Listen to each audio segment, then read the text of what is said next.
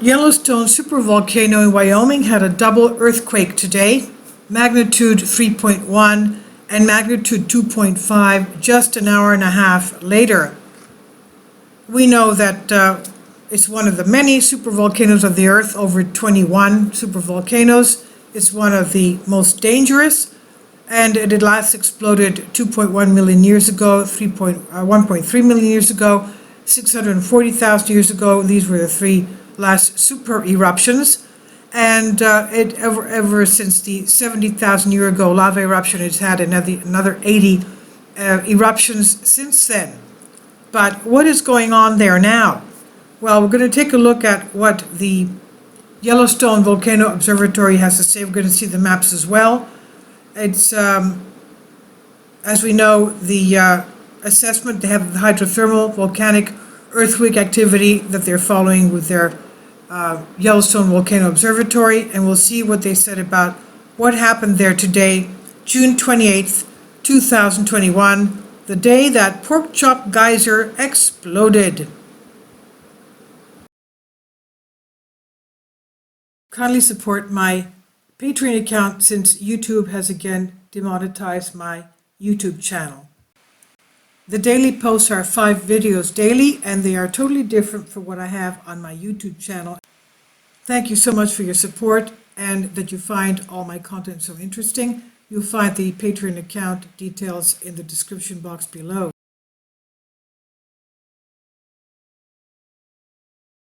Seismo Berkeley, and this is where our 2 earthquakes were, 3.1 at 10.9 kilometers west depth, and then about an hour and a half later we had this one, 2.5, right in the same area, and as we can see, it's in the northwest portion of Wyoming. And this is the Hebgen Lake that had the August 15th, or August 17th, sorry, 7 magnitude earthquake. And this is Yellowstone Lake, right over the caldera. And let's go into our maps. We can see the area of this. Let's go to our aerial. Okay, and as we can see, this is at the northwestern part of Wyoming, near Montana and Idaho. And let's go to our aerial so we can see much better what's going on. If you're wondering what this is of course Oregon, where we had the various earthquakes lately around Mount Hood and Mount St. Helens and Rainier. So this is it right here. This is Yellowstone Lake, this is Hebgen Lake, and you can see the bodies of water. This is the caldera area right here. The Yellowstone Lake is sitting over the caldera, the roof of the caldera. The roof of the caldera is 3 miles under your feet if you're standing there. And this is the other one, the 2.5, sorry, this is the 3.1, this is the 2.5. They don't have the shake map for it. But let's go to Yellowstone to find out the observatory, what they're saying. Okay. This is it right here. And the status of it is green, as we can see. High threat potential is Yellowstone. And they also have Arizona, Montana, they have Utah, part of Utah, Salt Lake City. We've had the 5.3 earthquakes there. Remember that that took place out of nowhere, and then we had the Idaho earthquake. Yellowstone high threat potential, moderate threat potential, Black Rock Desert Volcanic Field, Desierto Volcanic Center, San Francisco Volcanic Field, Valles Caldera, which is another supervolcano. Low to very low threat potential, Carrizozo, lava flow, and all these here as well. Now, let's go to what they're saying here. The day that Porkchop Geyser exploded, June 28th, 2021. Let's go here. That's it right there. The Porkchop Geyser Eruption. This is an image of August 1989. And this is it again right there. You can see this is it, March of 1989. So, the small hydrothermal explosions, steam blasts, are common at Yellowstone, occurring every year or two. Most happen in the back country and are not observed by people. In 1989, Porkchop Geyser blew up right in front of several observers on an otherwise sunny September afternoon. So out of nowhere, you can see that's why Yellowstone geologist Mike Poland, who is in charge of Yellowstone, says that that's what people have to be aware of, the hydrothermal eruptions. There is over 10,000 hydrothermal areas in Yellowstone, and it's got 60% of the world's geysers, the most of any volcano, 60% of the world's geysers. So, the Yellowstone Caldera Chronicles. Norris Geyser Basin, one of the most unique parts of Yellowstone. The basin hosts both acidic and neutral hotspots, a somewhat unusual combination.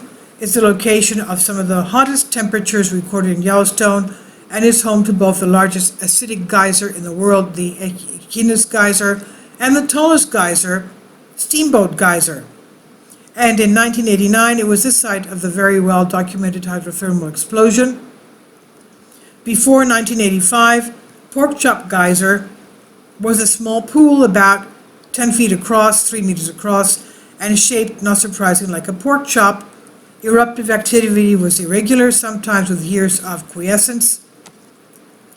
When small eruptions did occur, they were generally a few meters or yards in height and caused the pool to empty.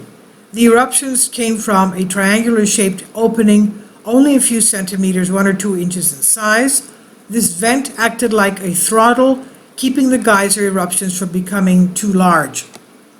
Geochemists first sampled the waters of Porkchop in 1920 and then again in 1951. Starting in 1960, after the 7.3 magnitude Hebgen Lake of the previous year, 1959, the waters were sampled every few years to look for changes that might have resulted from shaking of the fragile geyser plumbing by the earthquake. The chemistry of the water can reveal variations in subsurface conditions, including the temperature of the lake, the water source. The samples from 1920s and 1951 revealed a steady temperature over that time, but this declined in the years following the Hebgen Lake earthquake of magnitude 7.3. And the geyser eruption stopped. Starting in 1962, the source temperature for Porkchop Geyser began to increase, and by 1971, sufficient thermal energy was available to sustain small, irregular eruptions once again. These small eruptions increased in frequency over time, and by the late 1970s, the source temperature had risen above that measured in the 1920s, and it was still increasing. And here we have more images. 1984, looks like a pork chop, as you can see, and 1986, and there's the opening right there. Comparison: the geyser entered a period of near constant eruption in 1985, and the pool disappeared. As you can see, no more water. It exploded on September 5th, 1989. So the Porkchop Geyser became a perpetual spouter with eruptions 6 to 9 meters, that's 20 to 30 feet high, from the mostly dry crater, as we can see here. This phase of activity lasted for more than 4 years. Sometimes the velocity of the geyser discharge was great enough to produce a roaring sound that could be heard over a mile away. In the winter, the erupted water was dispersed into a fine spray that formed ice cones more than 23 feet in height. And this is an aerial view of the Porkchop Geyser, as you can see. The light blue pool is seen from radio-controlled camera that was attached to a helium-filled balloon. The pool is surrounded by debris that was ejected during a small explosion September 5th, 1989. This is it right here, Porkchop. Now, let's go a little bit down. The sudden increase in height of the spouting before the explosion indicated the vent throttle failed, which allowed for sudden decompression and rapid expansion of the thermal waters just beneath the surface. This expansion is what caused the explosion after the crater filled with near boiling water and has remained mostly quiet except for some minor rolling eruptions that occurred in 2003 at the same time as some major changes at Norris Geyser Basin. Fortunately, no one was injured in the blast from Porkchop Geyser, but the event illustrates one of the most significant yet least appreciated hazards in Yellowstone, that is the hydrothermal explosions. Even small explosions can be harmful to anybody standing nearby.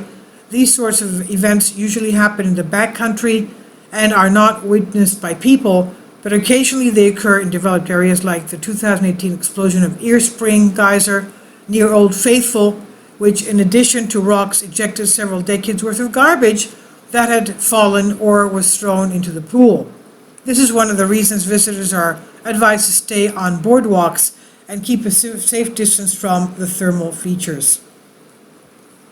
Today, geochemists regularly sample and collect data from many pools in Yellowstone National Park, including Porkchop Geyser. Yellowstone's hydrothermal system is increasingly dynamic, and tracking changes over time is an important window to understand just what is happening with all that hot water beneath the surface. So that's what happened at the supervolcano of Yellowstone today. Please leave your comments, and thank you for your support.